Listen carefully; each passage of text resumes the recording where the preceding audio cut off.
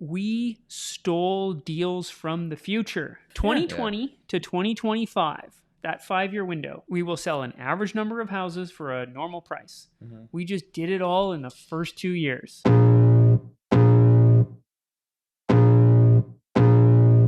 Welcome to the Tom Storey Show with Steve Karrasch and Tom Storey, where we discuss everything real estate or whatever else is on our minds.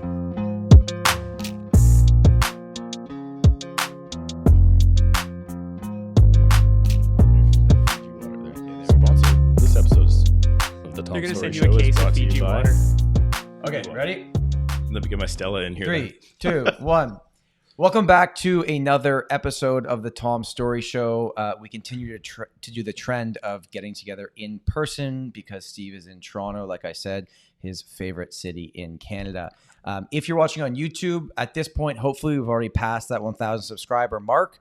But if not, please do it. I hear from Steve every day. He just wants to get there. He's stressing out about it. So if you haven't already, just hit that. And if you're listening on audio, I just want to thank you for listening on audio and sharing this podcast with your friends. Now, my favorite real estate quote I've ever heard is everybody believes in affordable housing until it comes time to sell their own property. And that is where our very special guest comes in today, Mr. Keith Roy from Vancouver. Keith, welcome to the show. Thanks for having me in Toronto. Yeah. Well, we're really glad to have you here. Maybe give the viewers like a little bit of background of like, you are more than just a real estate agent. You do lots of things. Like, who's Keith Roy? What do they need to know about you? Yeah. Apparently my newest title is Dad. Yeah. Like you.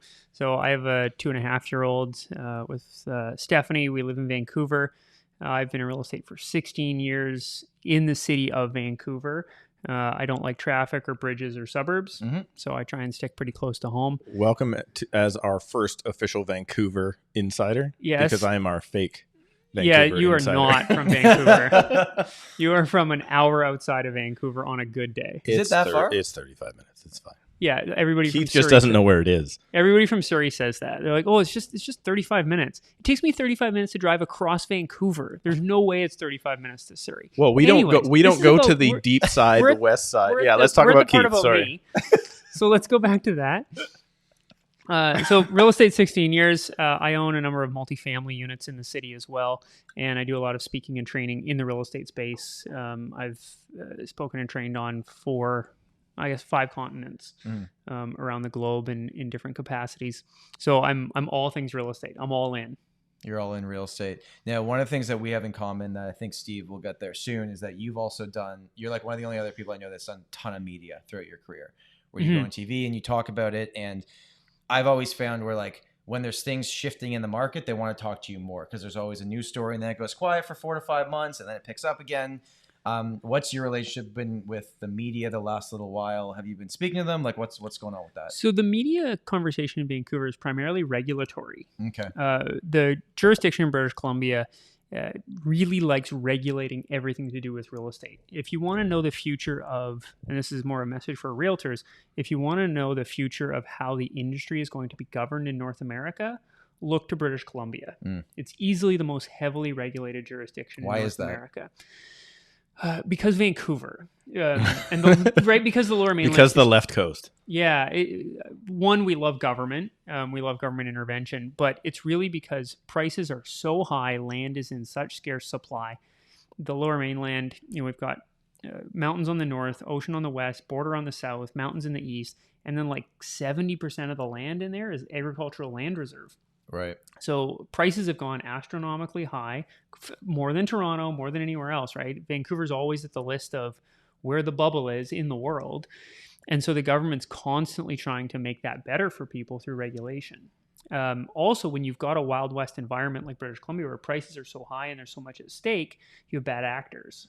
So as the bad actors came in and out of the Lower Mainland, they were flipping houses before contracts were completed. They called it shadow flipping. The government had to come in and regulate that. So we've regulated realtor behavior. We're regulating offer structures now. We're regulating how consumers can interact with each other. We're all over regulation in British Columbia. And so to your question about me in the media, it's really hard to understand how these regulations will impact prices and market and realtors. And that's where I'm really good at explaining. I have a political science background, I went to Guelph here in Ontario, and worked at some legislatures along the way. So I get the policy side of it, as well as the the real estate side of it. With everything that's happened, and it mostly, you're right, like it starts in BC and specifically Vancouver, and then Ontario kind of watches, and then we start slowly copying what you guys are doing. Yeah, we did a 15% foreign buyer tax. Ontario did a...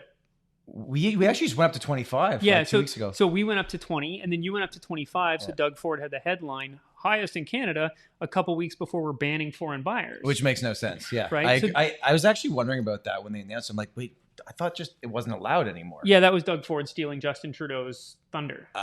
So Doug Ford got all the credit, and he was a little earlier than Trudeau in implementation. Gotcha. But neither of them are going to do anything. I just looked at these numbers. In 2020 in British Columbia, Steve, you might know this, but probably not because it's such a weird stat. I know nothing. In British Columbia, what was the percentage of foreign buyers in 2020?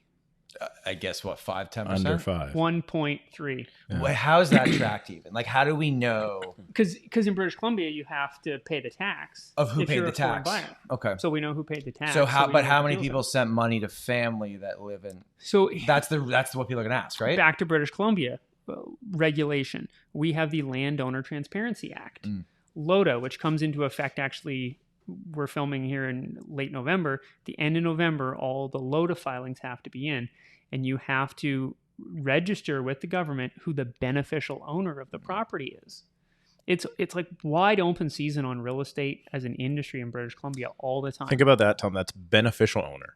That doesn't have to be anything near who's on title or who even really owns the company that's maybe on title. Right. It's who gets the benefit of the income or whatever. So all those, no, you've probably had people buy from you to put their kids at U of T. Sure. So they put it in their kid's name, Yep. so that the kid gets to get the principal residency exemption 4 years later when they graduate with the capital gain.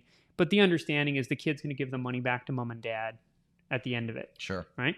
That is full-fledged illegal. And in British Columbia, they're going to go a level deeper on that, and they are going to force the parent, like if the parent is not registered as the beneficial owner, they don't have to be on title. Right. The kid can be on title. But if the money ends up back in the parent's account and they were not on LOTA, not only do they have the consequences of the tax regime and CRA for having The tax regime. for tax evasion. Yeah. They have, like, I think the LOTA fines are up to $250,000. Wow. Like, British Columbia is going hard on regulation Now- of the real estate industry. Did British Columbia start going so hard on regulation simply because the prices went up so rapidly and so fast? They said we have to do something to stop this. The only thing they can do. But when we it's say all they can do. When we say regulation, we can talk about, banning limited dual agency, and for people listening, that's like basically double ending a property, representing buyer and seller. But on top of all that regulation, the industry regulation, and the new your cooling off period, and everything happening, there's so many. Keep naming them. Vacancy Keep tax. Let me keep okay. Yeah, but it's endless. But on top of all that, and then there's but a lot of it is taxes on the consumer as well. yeah, Not just regulating the real estate world, but then the consumer, the amount of money that they pay just to have the opportunity to buy real estate has skyrocketed as well. How's that making real estate affordable in any capacity? So history on this, I'll dust off my political science degree here. When Bill Vander Zalm was the premier way back when, he was kind of this quirky guy in the 80s and 90s who came to power. Bill Vander Zalm introduced the property transfer tax in British Columbia, and it's 1% on the first 200,000 and 2% on the balance. Okay. And I know Toronto has a municipal one, and there's some stuff goes on there, but we had just one across the province, and then our prices went up really high. So they decided to increase the threshold. So at 2 million, it goes up to 3%, and then at 5 million, it goes to 5%, and then we added on a provincial school tax, which we didn't used to have for homes that are assessed over a certain value, and like tax. And these taxes are always introduced at a time of a declining market. So example, like we're going into a declining market now, Yep. and we've been in it for a couple months. Now the feds are coming out with the foreign buyer ban. Like, little late, guys, the money's already here. Yeah. Right. So British Columbia, whenever we're cresting a market, that's when the regulations start coming back. And now we've brought in the cooling off period. guess what? It's already cooled off. It's already cooled off. Somebody forgot to tell them. Well, I know that the issue that Steve has with the cooling off period is essentially that they are saying to a seller, no, we get to decide how you sell your property. You don't get to decide. Yeah. We're my deciding. favorite part is the government exempted themselves from government so property we can wasn't sell a in. property without the cooling off period, but you guys can't. Yeah, government can take firm deals, sellers can't. And it all goes back to everybody believes in affordable housing until it comes time to I sell love it. their I own share house. that quote every year because my Instagram reminds me that I always share it. Yeah, it makes so much sense. And what every buyer's frustrated right now, but at some point you're going to be a seller if you get in to be a buyer. And you're going to find a regime that is really hostile. It's now harder to sell your home. It's harder to get a firm deal. It's like the rules around the cooling off period is going to be so sloppy for a couple of months. Yeah. Like they'll figure it out and it's fine. It's not a big deal now, and it's not going to be a problem until 2024 or 2025 When things heat multiple up again. offers come back. Yeah. But so if you're 16 years in the industry today, Yeah. most of these changes we've talked about have happened in the last 5 years? Decade? A decade. So when I started, the standard, I could go to someone's house. I could sign a listing contract with them that was 4 pages long. Yeah. I had a blue brochure and a property disclosure statement. Now I have to go in with a multi-page FinTrack documentation, a privacy disclosure, an agency disclosure. If I'm bringing an offer, a commission disclosure. The contract itself has moved to 7 or 8 pages, depending on your font size. The property disclosure statement has moved from 3 to 5 or 6 pages, depending on the font size. I went into a listing last week, and I was like 22 pages or something like that. The woman looked at me. She's like, I'm not signing all this paper. I don't need to do this. It wasn't like this last time. Yeah. I was like, well, it is now. And we're about to add the cooling off period. It's going to That's gonna be add another a one. bunch more because a disclosure is going to come with the cooling off period with every offer. There's a disclosure talking about how deposit's going to be dealt with.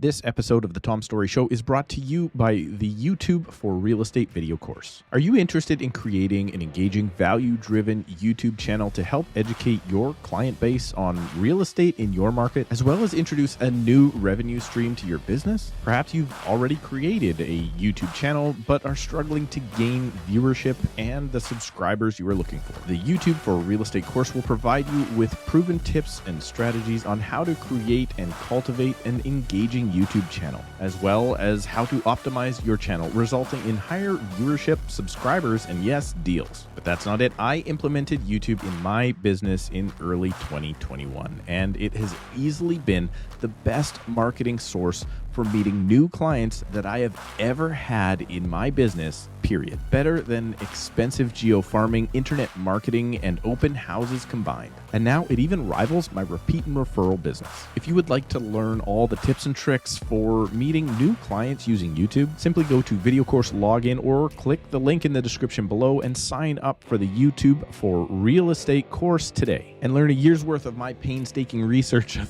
learning how to use YouTube for real estate in just a few hours by taking the YouTube for Real Estate course. So go to videocourselogin.com right now and use the promo code TOMSHOW at checkout. Again, that's videocourselogin.com or simply use the link below.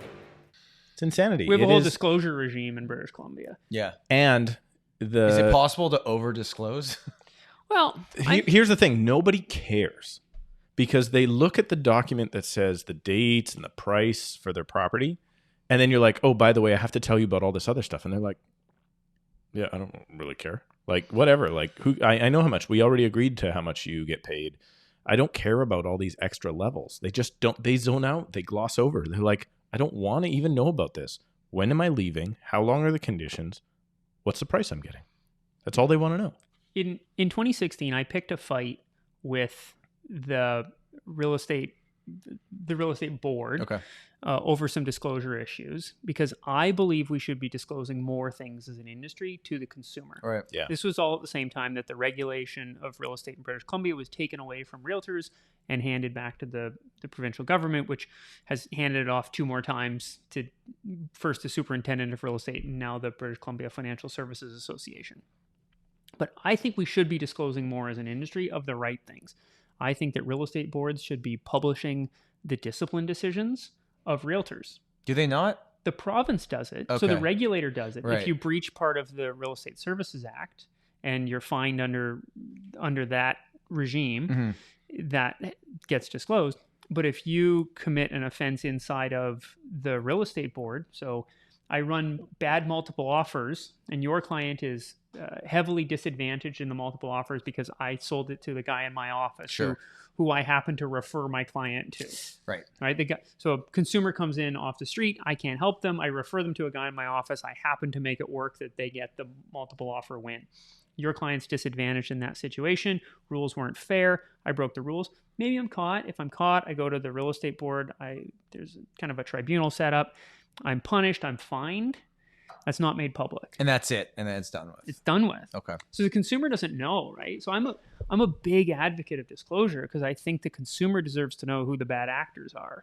But we as an industry have this weird, we fight the government for forcing us to disclose, but at the same time we protect our own. So we either care about disclosure or we don't. We can't have it. Well, they want to disclose certain things, but not everything, obviously. Yeah, and that's the fight. And not the right things. Okay. Like we have to disclose commission in British Columbia every single time I present an offer to someone. Oh, you have to redo that. Is it like the first page you have to re-put? I have to, like, if you counter me back $10,000, you got to change it. That's going to increase your commission by $250. Right. I have to like do the whole math over here and show people the extra. And people are looking at me like, I know how math works. Right. Yeah. So the government assumes people are stupid. Realtors assume people shouldn't know things. People are smarter than the government gives them credit, and they deserve to know more than realtors are willing to tell them. Let's get into rate hikes. Sure. And just what's going on. I'd love your opinion on this. So the way that I look at this is this was obviously needed. They probably went up faster than anyone expected, but took too long to actually start moving the rates up based on what we knew. Now it's gotten to the point where currently, like if I run the numbers on a property in my market, the monthly payments are essentially the same today. It would take about another 10% drop in prices for it to actually lower on a monthly. But now down payments lower, land transfers lower, all that kind of good stuff, right? But has anything been solved here? Was this always going to happen? We know Tiff's got a tough job and no one thinks he has an easy job. But obviously that guy sucks. What he said was not true at the time in 2020. And now we're here and we're looking at like, oh my God, and there's a lot of people that are going to be put in really tough situations. And I know there's lots of people that want the market to crash and they're always going to want the market to crash because it will benefit them and everyone wants to benefit their own situation. Like your quote, right? What's your overall thoughts on where rates are at, what could happen moving forward, what it's going to mean long term?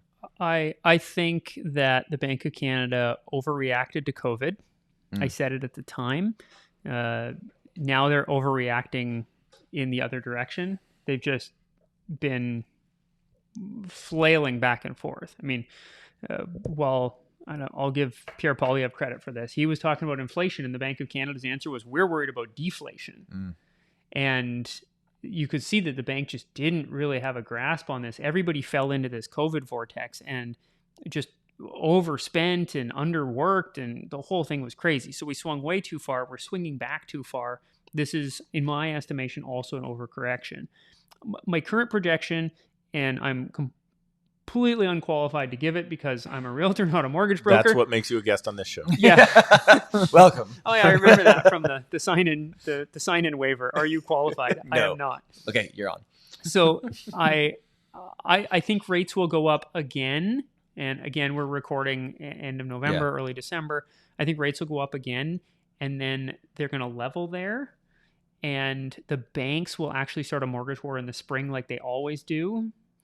I'm hoping because my mortgage is up in June. So Yeah. I'm really hoping I can lock in.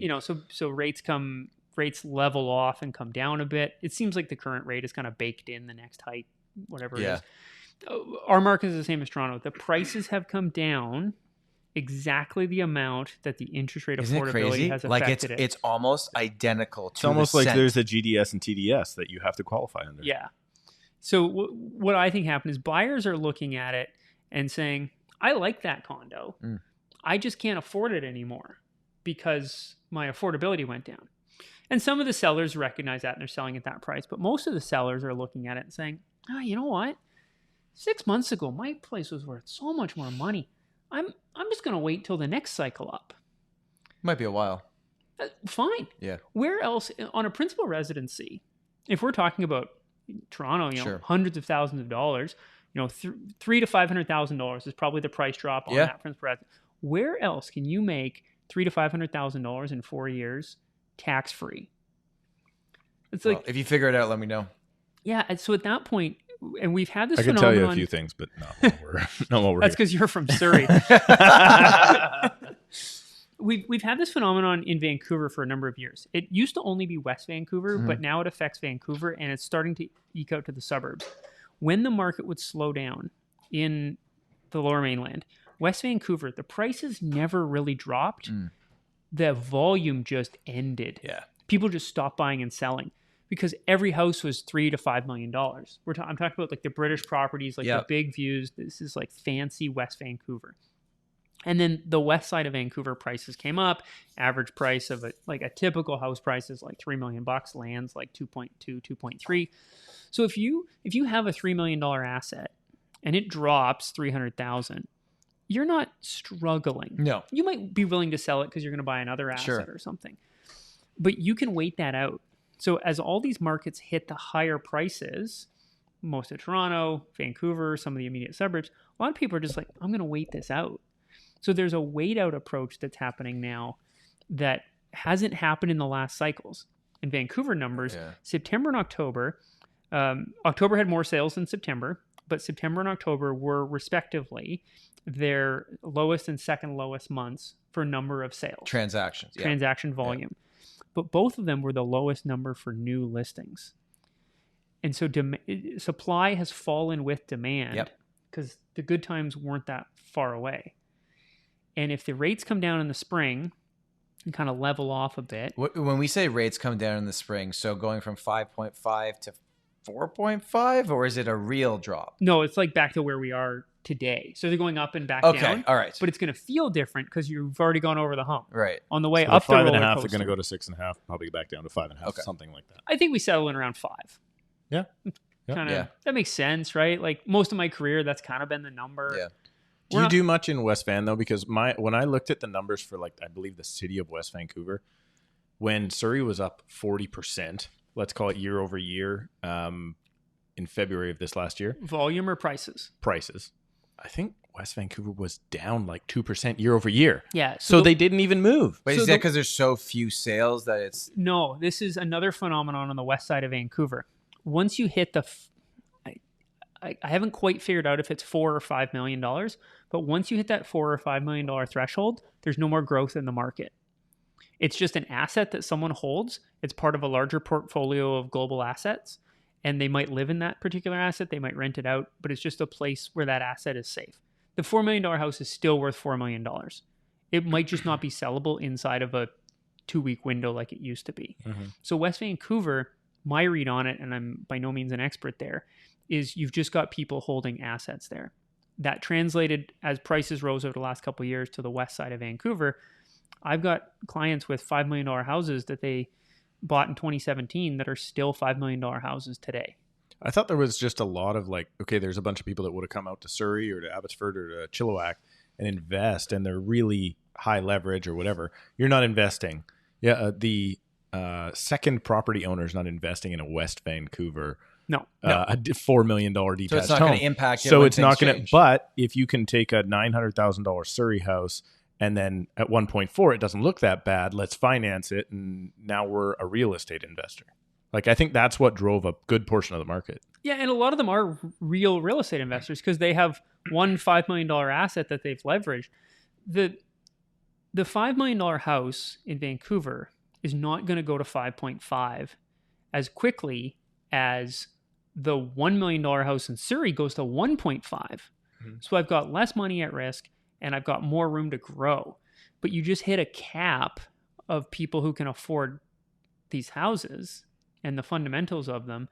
So it doesn't make sense to invest for growth in a $5 million house, but it's easily leveraged. It's financeable. It's safe, secure, stable. It's a great place to park a couple $1,000,000 in a global environment while living in it. The other weird thing when I'm looking back on the numbers right now, and you're seeing that my market, everything peaked in February. Rate hike didn't happen till March.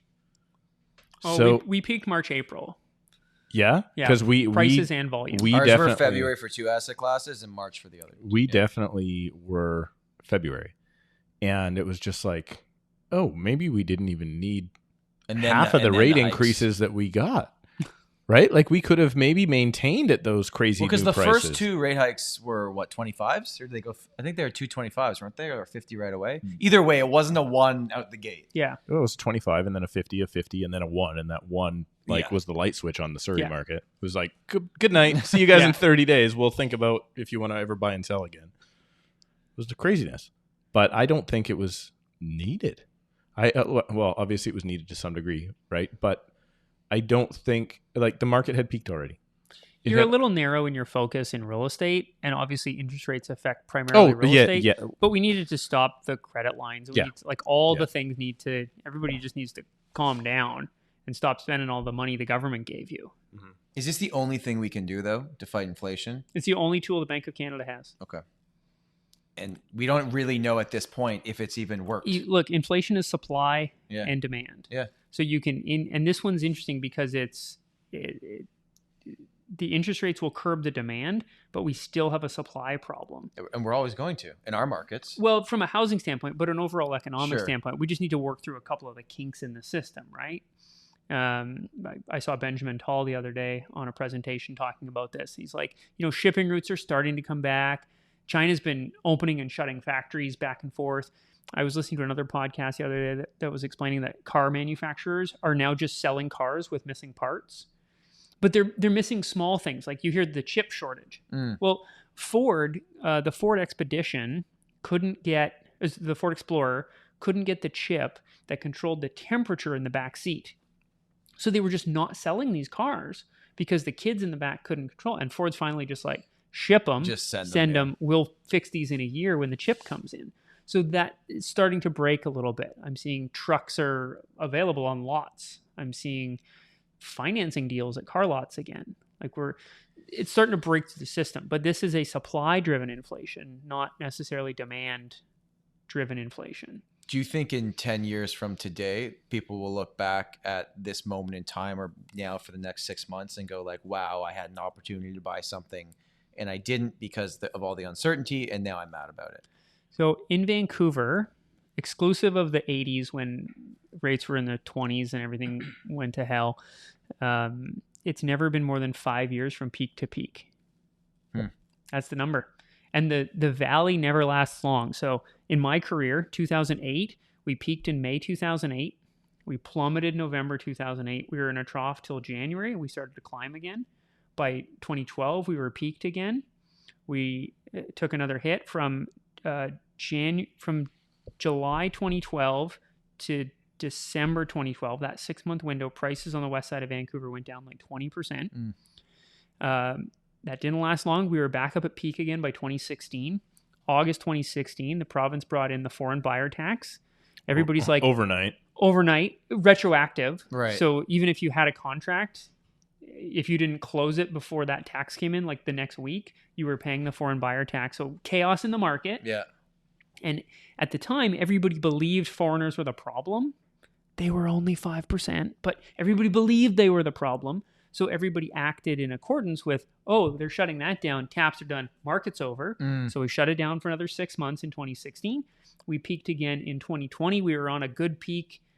March 2020, economy shuts down, plummets 10% overnight. And then the COVID run up, which brought us way back over the top. So our peaks were, 8, 12, 16, 20, 22. Quite a few.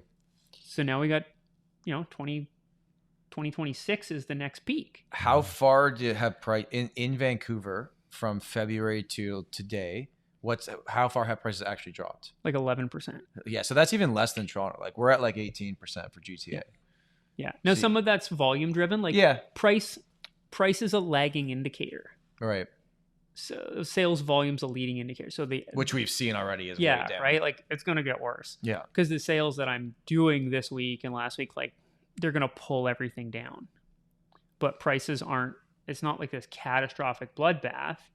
It's just volume. And again, supply came down with demand. What do you think is a catastrophic bloodbath? Because I think we've seen it in the valley. It's 20. Okay, yeah, we're way over 20. Yeah. Are you really? Yeah. From peak? Yeah, like Like- Surrey, benchmark detached 1.9 and now just around 1.4, so $500,000 detached runoff. How long was it at 1.9 for? Just a month? Like That was the peak. The month before that was like 1.625 or so something. it was there yeah, for it was a month. You know what I mean? Like it was there the peak for was less really than 2 months. frothy. Yeah, it was this January and February were insanity, and then like before that it was okay. It's pretty busy. Oh yeah, unconditional, fine.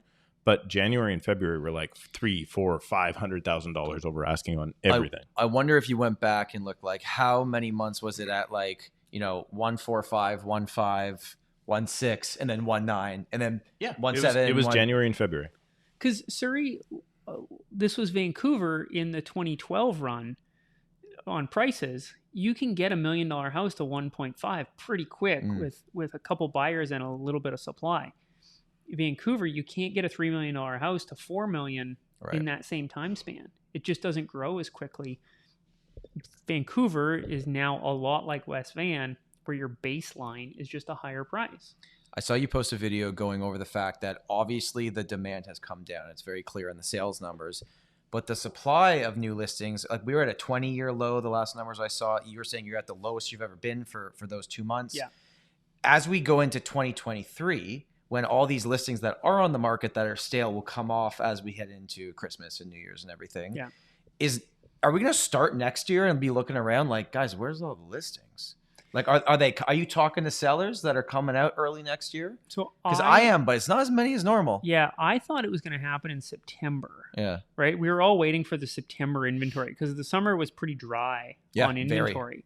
And there was a last gasp of people buying some houses in the summer. And then we're like, okay, well, those of you who didn't buy a place, we could probably find you something in September for your rate hold because we still had some rate holds, right? And like nothing came to the market. So all those rate holds just evaporated. So some of those buyers have just kind of pulled back until they can, see if the prices come down and where they shake out. I don't see an early spring inventory. We stole deals from the future. Yeah, Steve's been saying that Simply, for a while. yeah. Right? 2020 to 2025, that 5-year window, we will sell an average number of houses for a normal price. We just did it all in the first 2 years. I've told this story on this podcast before, but I did a conference in Toronto on March 30th, of this year. And I said, and there was about 400 realtors there. And I said, who here had their best year ever in sales volume or commissions in the last 2 years? And the room shot up their hand, right? I said, who's going to continue? Who's going to have their best year this year? And most people kept up their hand, like really, truly believing it. Yeah. Now our sales are going to be down 35, 40% by the end of the year. No one's having the year they had last year. And I spoke at this same conference. They did another one in September. And I was like, hey guys, do you remember this? I was like, our market's actually going to be down more this year compared to 2021 than 2021 was up from 2020. So the pie is contracting. Yeah. There's less opportunities. And, we had heard these crazy rumors in Ontario, at least, that there was more people going through the real estate program than there was already people licensed. What's the like I don't know. Now they're like, okay, never mind. What's the Vancouver board right now? How many members? It's got to be 14 or 15. Is it 14 or 15,000? It's got to be more than that. I would think. Tom, is that your phone going off? No, my phone is right here. Somebody's phone's going off. off. It might be mine. Yeah. What a realtor. I turned it off. Well, apparently not. It's on vibrating your table. Guys from Surrey that steal phones for a living, we'll show you how to shut those off real quick. Okay. No, but like it's got to be, you don't know, you don't keep a record, because I was looking at like 8 of them. I was looking at the Fraser Valley board, and we put on like 13 to 15% of our membership in the last 3 months. And I'm assuming, like, I always thought Vancouver was like 14 to 15 regular. I wouldn't be shocked if you looked at your numbers today and found out it was 19 or 20. That would scare me. It would. I mean, well, it should. Not particularly, because we're just going to start bleeding realtors real fast. What's interesting about the real estate numbers is they're another lagging indicator, because we have a 2-year licensing cycle. Yeah, no, it's 1 year for us. Okay, so we have a 2-year licensing cycle in British Columbia. So our numbers will balloon, but they'll stay ballooned. Yeah, I just paid mine. almost until the next downturn or the next upswing. And then all those people will just evaporate. and then we build on the upswing. So the 2-year cycle throws our numbers off. Have you had agents reach out to you saying, Keith, please let me join your team? Yes, I've had 4 this fall. Okay. I'm having like several a week reach out. And I'm saying, hey guys, I'm not. You're a more desirable guy to work for. Well, no, that's not what I'm trying to say. I'm just. Then they met Keith and they're like, maybe not. But right now, people are looking around at each other saying, hey, are you doing anything? Are you doing anything? And we all know, right? Because we hang out in these circles where like, we're still doing business, but it's not what we were before. It's the truth. I'm asking a different question, which is, hey, did you save any money? Right. Yeah. That's a good question. Because if you built a life off of 2021. No. Oh, man. No. You're in so much trouble. Yeah. You're in so much trouble. You are in trouble. I think there's a lot of, like, there's so many people that have got their license in the last 2 years. And they have no idea, man. They have no idea that a lot of people don't make a paycheck between January and June. I'm actually not worried about the people who just got in, because I got in 2006 and I thrived in 2008. Just got in? I think they're the ones, if they make it in the next 12 months, they're fantastic. But even if you got in a year ago and you did 12 deals last year, which is a lot for a new agent, right? Yep. And you can still pull off 8. Like if you go and do the work, you can still do 8 deals and make a decent living. The concern I have is the mid-size people who did 12 and then burst out of the gate, hit 50 deals, hired an assistant, and they're going back down to 12 or 15. Right.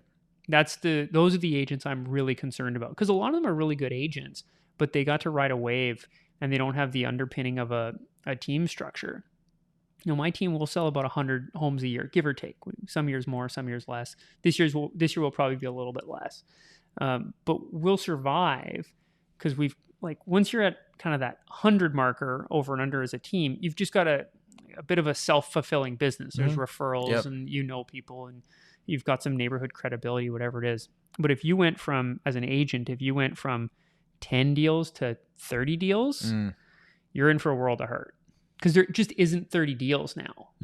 So you're going to work like you did 30, but there's only going to be 10 commission checks at the end of the year, and you bought a new house and a new car. I think when I looked at our numbers for October, we were about the same amount of deals last October, right? Yeah. And now when I look at the overall board stats, there's half the amount of sales. So in a way, it's like, I feel like, hey man, I'm cruising along at the same old. Doing my 2 per month. Hey, right which now, most agents would love, by the way, which is pretty good right now. If you can do 2 per month in this market, I think you're gonna do fine. Yeah, you're gonna do fantastic. But I was cruising along and I was like, holy crap, there was 1,900 sales last month in our board, or a year ago last month in our board, and last month there was 800. That's not good. Well, it's not easy. I think it's actually going to be great for working through those people that maybe shouldn't be in the industry in the first place. Right? It's the same concept that I was just explaining with the house price on the west side of Vancouver, where it's really hard to double the price of a house on the west side of Vancouver when you're already at $5 million. But you can take a $600,000 house in Surrey and turn it to 1.2 a lot quicker. As a realtor, it's not easy. It's reasonable for you to go from 6 deals one year to 12 deals the next year, no matter what the market's doing. Right. So that opportunity exists for newer agents. It's the 3 to 5 year agent I'm really worried about, because they've got some grounding and then they took off, and I've seen a lot of them acting like they're now longtime top producers, but they just rode a wave. Like, unless you as an agent sold twice as many homes last year as you did the year before, you didn't do anything special. You just rode a wave. You rode the market. Yeah. If the market volume in your area is up 40% and you sold 30% more houses and feel good, and your average commission is up 20% because prices are up, you didn't do anything. No. Well, you did the same thing. You rode the wave. You probably did less. You got a raise because the market and a volume raise. Yep. And those are the ones I'm concerned about, because a lot of these people just don't recognize that. And they're not thanking the gods of the market enough for what they did. And my best years were years when the market was good. Yeah. And my worst years are years when the market was down. Which would make sense for everybody. Which makes sense. Yeah. and I plan accordingly. What are your thoughts on so we all have, I would say, medium-sized real estate teams, small to medium-sized real estate teams. There's an ongoing trend in the industry of big teams, mega teams, growing teams, taking over market share. How do you think the big engines that are spending many dollars per month on their Google and their benches and their, I could go through all of it, right? Yeah. You think they're in for a little bit of a wake-up call as well next year, or are they going to survive because they've been doing it for so Before long? you answer, guess who's next on the regulating body's radar? It's all teams. Really? Yeah, they're coming after teams in British Columbia next. Why? We don't know. They've just said we're coming after teams. They're starting off with cracking down on agents that are representing themselves as a team that are not, because there's all these guys that are like, oh, so and so group, and they're like, but you work by yourself. Yeah, I mean, so they're cracking down on how that. do you confirm what a team means? They the have licenses that are gonna registered. You guys are different with that? It's where you're registered. You have to be registered as a team. Your marketing is controlled. Your team marketing is controlled. Oh, wow. Anyway, I didn't want to. We're different. They're We're jumping different. in on that next. More regulation. Yeah. They're coming after every aspect of real estate in British Columbia. So are big teams going to be fine? Are they going to drop off staff? Are they going to? So British Columbia doesn't have a lot of the big teams you see in Alberta, all through the States, right? Like you've got these big. They're bigger than teams we. I mean, we've got 20-person teams. Yeah, but they're not really big teams. Like I'm talking big successful teams. Okay. Like the large successful real estate teams are online lead generation teams. They spin the leads off through an algorithm, through a CRM to their agents. The agents make constant follow-up calls. They get sales done. Okay. We don't have those in British Columbia for, I think, a couple of reasons. One, that Zillow kind of model works in a market where houses are more affordable. We certainly don't have it in Vancouver because the part of that model is you call, you inquire, I call you like 5 times. I tell you, let's go look at the house. I take you to look at the house. Can't do that in Vancouver because we don't use lock boxes. So I can't even come and take you and show you the house. But the consumer at a $300,000 to $500,000 house in Austin or Atlanta, they're a less savvy consumer. Right. Whereas in Vancouver, all your consumers are millionaires or can afford to become Who can afford to buy? Yeah. So they tend to be a little more savvy. I had 2 properties that came on like really affordable. One was under $300,000 just a month or 2 ago. And the leads that came in off of those things were unreal. This episode of the Tom Storey Show is brought to you by the Storey team at LePage Signature in Toronto, Ontario. The Storey team focuses on satisfying all of their clients' wants and needs when either buying or selling real estate in the GTA. But don't take my word for it. They have way over 100 5-star reviews on Google from clients singing their praises after amazing home purchases and sales. From downtown Toronto condos to semis to detached homes, whatever your needs, Tom and his team promise to provide an educated, honest, and transparent approach to helping all of their clients achieve their financial and personal goals through real estate. So there is no need to search bus benches or newspaper ads anymore to find the right agent for you. Just visit www.storyteam.ca to book a call with the Storey team today. That's STOREYTEAM.ca. That's storyteam.ca. This communication is not intended to cause or induce breach of any existing agency agreement. Because these are all, like you say, less savvy buyers that are looking for an angle or looking to get into whatever they can, and they don't have agents and they're just looking online. I couldn't believe the lead volume was at least 10 times any other property. That's interesting. I always looked at it and I would ask like, Andrew, mutual friend, I'd say like, hey, for the Facebook ads and stuff, it seems like these realtors in Calgary are crushing it. Why is it not working for me in Toronto? And he was always like, no, well, it does work, but I guess that makes sense, right? It's just an affordability factor of what are the prices of these properties anyways? If you're buying $1 million home, you're not doing that off a Facebook ad. No. You're asking a friend for a realtor, you're using your parents' realtor, you have a realtor in your network because you're, mid-30s to mid-40s and 50% of the town is realtors. Like there's something else there. But to your question about teams are in my mind 1980s and 1990s brokerages. Yeah, it's the same model. It's the same model. Wow. It's the best model. I think it's good for the consumer because the response time is better. You can build a more integrated response time. When the market's hot, teams are on top of things more. Like if your realtor goes away for the weekend, you might miss on the 2 houses that meet your criteria, and there's only 2 coming out in a 6-week period. So I think teams are good. But when I look at the numbers and I go to these award ceremonies and you hear these like, oh, this guy, his team of 40 sold 200 houses last year. And you're like, wait a second. Start doing the math. That's 5 deals per, like that's not a successful team. That's an inefficient brokerage. That's all that is. Yeah. And so for the new agents who are just entering, like when you look up to these team leaders and you see this stuff, just stop and ask yourself, like, a lot of the times they're not any better than you. They're not doing more home sales than you. It looks like they are. Okay, let's go inside baseball a little further here, because we need something that you're gonna more say, than we've been that you're going to say on this podcast that we can clip and start the show with.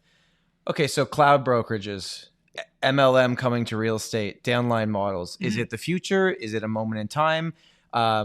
They're growing rapidly in many markets, the States coming here. What's your thoughts on that? Without naming names of companies, just the overall idea. There's only 2. Well, and don't name them.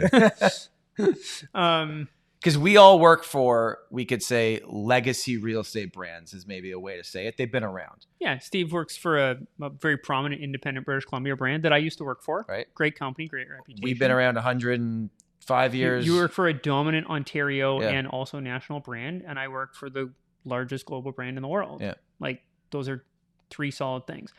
One thing I noticed in British Columbia when shadow flipping was an issue, the consumer started to distrust the entire industry, and brand actually became more important at that point. Right. Because people didn't trust real estate, because real estate was committing bad behavior. So I do think brand still matters. And what I find is a lot of the realtors who are moving to the MLM style brands are saying brand doesn't matter, I matter. Yes. I have a healthy ego. I'm in real estate. You have to have a healthy ego to get into real estate. You do? But my ego is not big enough to go to one of those brands. I'm like, I don't think I'm that important. You still think your brokerage brings value? It's that my brokerage brings some credibility to me. Yeah. No one has ever said to me, what is ReMax? Right. Yeah. And a couple times they've said, oh, you're with ReMax? Great. I'd like to sell my home. That's actually a thing that's happened. Mm-hmm. The MLM brands don't have that. And they'll tell you, oh, brand doesn't matter. Brand does matter, right? There's a reason you buy Coca-Cola and not soda. Right. Sparkly sugar soda. Like, you don't buy that because the brand matters. There's some consistency to the brand and some controls. I also think that in an environment like British Columbia and California, where regulations are really heavy, those brands aren't structured in a way to regulate their agents and oversee their agents. Yeah. And I think they're going to get in a lot of trouble. Because like their argument that I've heard, let alone no one's posting stock prices anymore because the stock prices have dropped off. Yeah, I don't know what happened. Yeah. What was that? I don't even... Just they would post that because you get stock options and a lot of the agents at these companies would post, say, look how much money I made. Oh, really? Oh, last year it was just, I've left. But now that it's down. See, I'm sure you guys get the phone calls to like join those all the Yeah, of time. course. Just be an asshole like me and you don't get those phone calls. Oh, I stopped getting the phone call because my position on this issue is very clear. They're like, I'm not going to call Steve. No chance. That's not going to happen. What those brands would say, right? I'm talking from like a high level CEO perspective of these brands is, hey guys, listen, we're entering a down market. We don't have brick and mortar. We can survive where a lot of these other companies might not be able to survive. Yeah. What would you say to that? So I've read this stock prospectus on, why can't we say the brand names? You can say whatever you want. Okay. It's fine. I don't think we should say brand names. Okay. So I've read the stock prospectus on the biggest one that's owned by a guy named Glenn. And I think the way it works, if I recall this correctly, every time an agent gets a restricted share as a result of, they don't get like a market share. Sure. They're not getting the shares that, like Stephanie and I bought some shares. Right. So that we can say we're owners too. I think we have 2. I might do. So every time... Write that down. Every time an agent gets one of their restricted shares, the CEO also gets him and his wife also get a share. Okay. So that they always retain 51% control of the board. No one's actually buying any of these shares. They're just accumulating them. Other than you. They're just growing. I bought 2. He's got 2 more than. No, never mind. Just so I can say I was an owner when I go to the conferences. It's okay. I'm an owner too. I'm an owner too. Here's my ReMax card. It's like I bought a share in WestJet just before WestJet when it was. Oh yeah, they had their ads. It was with public. Yeah. I had WestJet shares so that this. I never noticed those ads changed. They don't do that anymore. No, they sold out to Onyx. Oh, okay. Anyways, yeah, WestJet got taken private, but no one's actually buying these shares. So the actual like share value of the company, like super suspect. I don't like the model. I don't like how what's the word I'm like, disfranchised or discombobulated. It's dispersed. I don't like how dispersed it is. In British Columbia, there's only a certain number of managing brokers in a heavily regulated environment. Like I need to call my manager quite often just to understand what the rules are. Right. And their managing brokers are in different geographic areas. And I get your license for the province, but the guy in Fort St. John can't help me with the oil tank in Vancouver, just like the guy in Vancouver can't help me with the septic tank in Langley. And those are the kind of things that come up between managing brokers. So I'm concerned about it as a model. I don't think it can comply with the regulatory environment over the next 10 years, because I think the regulatory environment is going to make that business too hard to operate effectively. Okay, so let's say they prove you wrong, okay, and they comply with everything and everything's good and they're moving along. You as someone with influence in this real estate world, a lot of people know who you are, and when you speak, they listen. And I'm saying this like seriously, I mean it. You looking at those brands, you just being yourself, not recruiting, could theoretically go to one of those brands and you could get a following there. I would have the largest downline in the province of British Columbia. I thought you said you didn't have an ego. Inside Okay, of 2 years. so that's more of a function of how easy it is and less of a function of my ego. Now, as a entrepreneur and someone that looks at businesses, do you not see that and go, the position that you're currently in, that is something that's hard to not at least go, what's going on there? Yeah, great question. And we did look at it. Okay. Because I could build that structure out. I'm in the business of helping people buy and sell homes. Okay. That's my business model, and I stick to that. I don't want to be a manager. I don't want to be a broker. I don't want to be a recruiter. I want to be a guy who helps people buy and sell houses. And at this point, ReMax is the largest brand in the world that's doing that by pretty much every metric. Like Coldwell Banker has more agents, and RealG, which turned into it's like a bunch of brands, right? Anywhere is Century 21, Coldwell, Sotheby's, like they've got more together and blah, blah, blah. And there's a bunch of great amalgamation going on out there. And Royal LePage is a wonderful company. Macdonald's a great company. My business is helping people buy and sell homes. That's what I want to spend my time focused on. I think a greater threat to the big brands is actually small independents. I don't think it's EXP and Real and that model. Yeah. I think it's small, niche, localized, high quality brands. And I've seen this in Vancouver. So Macdonald Realty it's stuck in British Columbia, but they've got 1,200. It's kind of crazy now I think we're 1,700 plus now. And it's like, it's weird how now when I drive down the street and you're like, oh, McDonald's, I'm like, well, it's everything. They're capturing South Surrey. Right? Yeah. So the big brands are pretty weak in South Surrey. And you've got some great agents at your office that have really managed to, and it's a good looking, classy brand. Yeah. Like Sotheby's has tried in and out of Vancouver a couple of times. They've been beat up by Engel and Volker in a bunch of different markets. But Vancouver has a small brokerage, a startup called Oakwin. Yeah, I've heard of them. Like really sexy young branding. They've pulled a lot of agents, and a lot of them are medallion. And that means for the listener that you're top 5%, 10%? 10%. Is that okay? Which like in some years is like 12 homes. Okay. It's the award for paying your mortgage. It's a participation. It's you are an actual real estate agent. Yeah. Okay. There's a company called Stillhaven. I've heard of them. That was set up by a couple like 4 or 5 former ReMax teams. Set up a company called Stillhaven. They've got good market share together. Kind of local-ish branding. And there's lots of little local Vancouver brands, right? Yeah. Like I think that's the future. If we're going to lose the big brands, sure, which they're not going to plummet overnight, right? But if we're going to lose the big brands, it's not going to be to the wild west of deregulated cloud brokerages. It's going to be niche, localized, high quality markets. I'm worried it's a very short-term play. I just don't see the sustainability Of a cloud model? of a cloud model. Okay. I just don't do it because I don't think that many people want to live in the cloud, as many people as they think want to live in the cloud.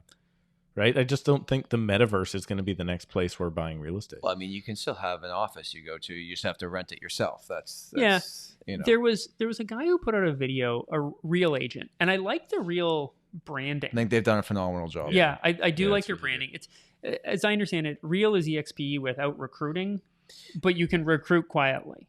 Yes. It's like that is a very well it's the way to put attraction it. model, not the recruitment model. Correct. It's you are all together as one, Yeah. not you join this based on I give you this. And if I were to go somewhere, I'd go to Real at this point because I think I could get in early enough that Sure. there'd be some money to be made. Whereas I don't think that money exists at EXP. Sure. Like, EXP is kind of saturated in my mind. But we're gonna get so many agents commenting on this, being like, Keith is so wrong. no, I Or right. I don't know. There was Hey, a our guy last who- episode had no comments, so that's going to be a good It's thing. literally just my opinion. Like, it's Yeah. not for me. Yeah, sure. Because I don't think it works for me because my business is buying and selling homes. Mm. It doesn't mean it doesn't work for someone else. Like, there's guys who have really, like John Cooper on the island, EXP agent. It works for him. He has his own little marketing niche in a small town. He's got a big thing he does. It's a way for him to save costs. And I asked him about it. He said the reason it worked for him was he was able to bring agents onto his team. And if they left his team, they used to stay at the brokerage, and the brokerage made money off them. Yeah. Now, if they leave his team, they still stay at the brokerage, and he continues to make money off Yeah, them for his yeah. recruitment effort. That makes sense for him. I think it makes sense for all those people that were the ones that did work from home and never used an office and didn't really have that sort of value in the atmosphere. It's probably great for them. Oh, I don't think it makes sense for the work from home people, because I could go work at another brand and just pay a lower fee and work from home there as well. Mhm. The people I think it makes sense for were the ones who have a large enough team that were already doing their own self-sustaining and recruiting thing. Like, you could, it makes sense for you. So many people have told me that, right? Yeah, like right. On paper, it's hard to argue Oh, I think the Tom, numbers. if Tom in one of those brokerages would, with the influence that he has over agents, particularly in Toronto, I think you'd be at the top. Like, you would want to enter in at the top. It would be an amazing profit source for you. But do you want to be a guy that recruits, or do you want to be a guy that sells houses? I want to sell houses. That's what I think. Yeah. That's Like, your two things are selling houses and producing content. Yes. Which Yeah. helps me sell houses. Yeah. And Yeah. the EXP guys, their thing is, and Real as well, their thing is selling houses and recruiting agents Sure. who also sell. Like, that's Yeah. just their two things. Yeah. That's fine. So there was a video, a guy out of the States who worked for Real who compared Real to EXP. And it was an hour-long YouTube, and I watched the whole thing because I really wanted to understand. It was a pretty well-done video. He worked for Real. His obvious conclusion was Real's better than EXP. Sure. But there was this line he showed. He showed, like, so on this downline and this downline, you make this and this level, and he did all the math. And he said your net effective cost of working at EXP was less than $8,000 a year, and your net effective cost of working at Real is you will make $5,000. And I'm watching this. I'm looking. I'm like, how do you say that with a straight face? You can't have a company that just pays you to work there Right. when you're in the business of, like, the not everybody can net $5,000 off the company every year. yeah. Yeah. And so I'm like, how do you say that with a straight face and think that this model is going to last forever? Yeah. And all the other alternative models are bombing right now. Like, so every listener here, which I assume your audience is exclusively Canadian, For the most part, yes. right? So, Yep. 5% American, surprisingly. okay, well, for the 95% of Canadians, you are all bleeding cash right now because you all own Compass. Major investor in Compass is the Canadian Pension Fund. It's like right on their website, like Government Really? of Canada logo. Yeah. And Compass, like, crumbling because Compass went around. They were and buying up. They bought up. Is that what they did? They were buying up agents. So they were coming to guys like you. Like, if Compass existed in Canada, I would no longer be a realtor because I would have sold to them overnight. They were going to agents. I spent a lot of time in Hawaii, and I talked to a bunch of realtors down there. There were guys who run, medium-sized businesses, maybe a little smaller than mine. Compass was coming in, giving them like $250,000-$500,000 for their business to bring it over to Compass. And they were just like, cool. And so they just moved over to Compass, take the big hit, and then just left Compass. Oh, there was no like, you have to stay here for this long? It wasn't that long, or there wasn't non-competes, and like, crazy. I would have sold out. Like, I would have been out. Yeah. Like, I'm out. If someone wants to give me a couple $100,000 for my business, I'm gonna go do something else. 12 months. Tell me when my no compete's over, because I'll come back and work back for ReMax again when it's done. Exactly. Oh, that's crazy. I didn't realize that's what they were doing. I thought they were buying like smaller brokerages and taking. They were up buying that way. individual agents and teams. I didn't know that. Yeah. So they blew all their cash. They're hemorrhaging cash, dropping people. There's an industry-wide bloodbath coming. Did you see the headline out of Wells Fargo? No. So Wells Fargo, largest mortgage lender in America, they're cutting They said their loan originations are down 90%, and they're cutting half of their staff by the spring. How worried are you in the recession that is happening now and going to continue to happen? On a Canadian perspective. Canada will typically fare better than America in the major swings up and down. We really overdid it on COVID. Yeah. And one, I don't think COVID was the real pandemic. I think we're due for a pandemic, and it's going to be bad when it happens because the public is not going to believe the government, because the government kind of overdid this one. Like, this was bad for old people and sick people. And like the Black Plague, you'd be sick in bed, the doctor would come, the doctor would be dead before you were. Like, that was a pandemic. And we've kind of overdone it. We've used the P word and the C word on this episode, so we're going to get demonetized. Thank you for the demonetization, Keith. I appreciate it. Is that how you get demonetized? Yeah, we just assume. We'll have 3 views of this on YouTube now. COVID is real. I believe in COVID. Yeah, there you go. And COVID is real. I'm just not convinced I'm not convinced the response was required on the part of the government. So we massively overspent. We can't bail ourselves out of this. Tough times are ahead. Like, as Chrystia Freeland said, like, you guys got to cut your Disney Plus and really clean up your act. I did a video that said something similar. You know, I was like, honestly, I recorded too much on streaming services. It wasn't a terrible. Now, I don't think anybody trusts her, but and she comes off like a pompous ass, but not a bad idea. Cut down on your streaming. Disney was investing a ton of money into Vancouver or something. They were building something. And apparently they were like, hey, why did you have to single us out? Yeah. Like, could you not just said like streaming? You had to say our name. Really? You're going to cancel your Disney Plus? Yeah. Like, they've got good content. Like, I'd say of them, that's the one I use the most. The 5th season of The Crown is garbage. Cancel your Netflix. Hey. Perfect segue, Mr. Crown. Yeah.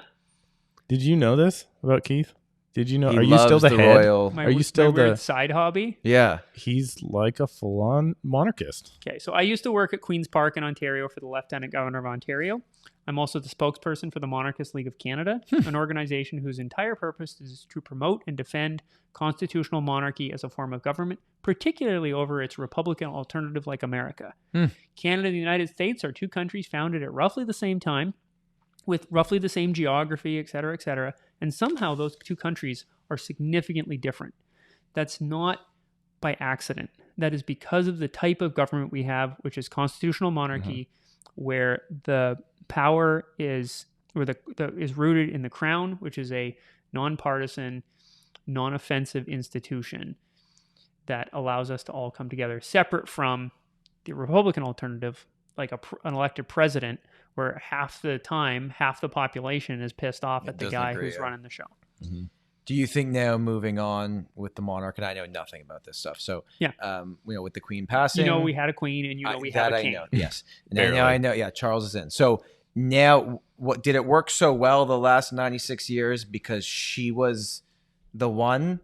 Is it going to be not work the same in the future because she's not there anymore? Like, I'm asking this someone that knows nothing. Yeah. Well, what was really interesting about this is it's a very unique time in history where we got to watch a transition from a really long reigning monarch. You'll notice it was pretty seamless. Mm-hmm. Charles is just the king now. And we miss the queen, and she was wonderful, and no one has ill words to speak of her. But the crown, Charles is the personification of the crown. And the queen was the personification of the crown. Just because she was there 70 years, Right. we kind of assumed she actually was the crown.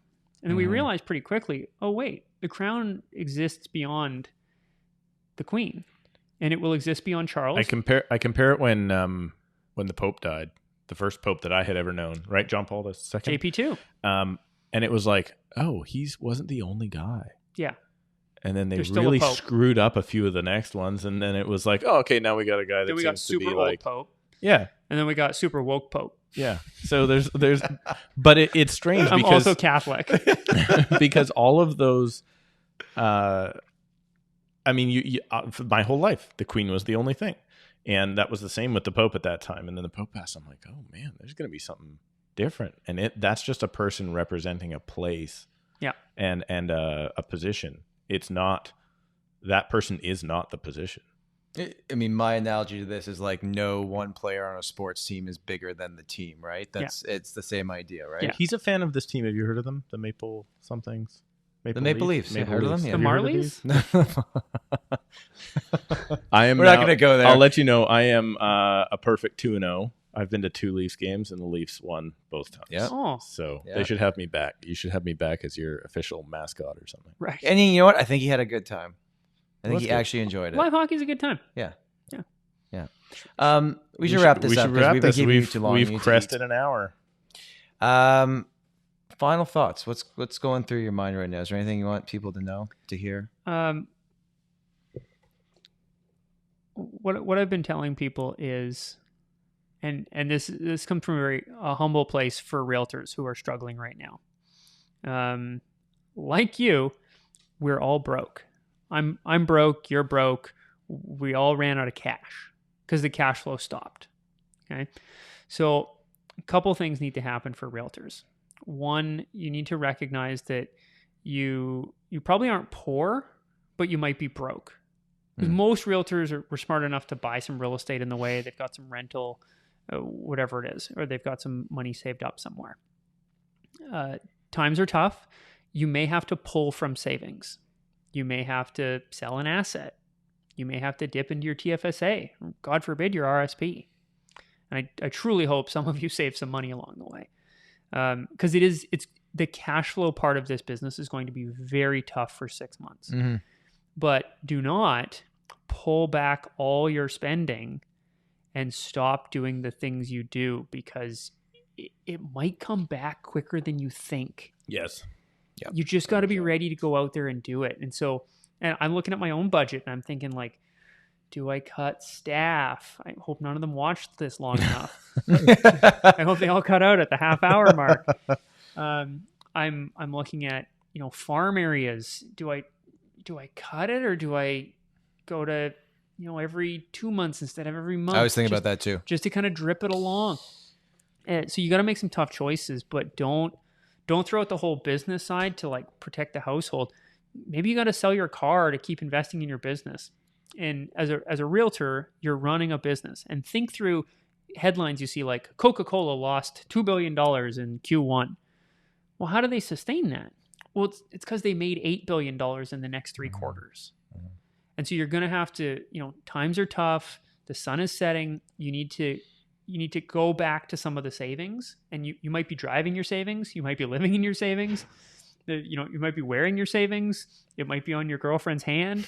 You're going to have to go back and pull some of those savings back and Take the rings back. take the rings back and go out and invest in your business if you want to succeed. And maybe you pull or whatever, but don't get down on yourself Yeah. that the market's turned and you weren't ready for the downturn.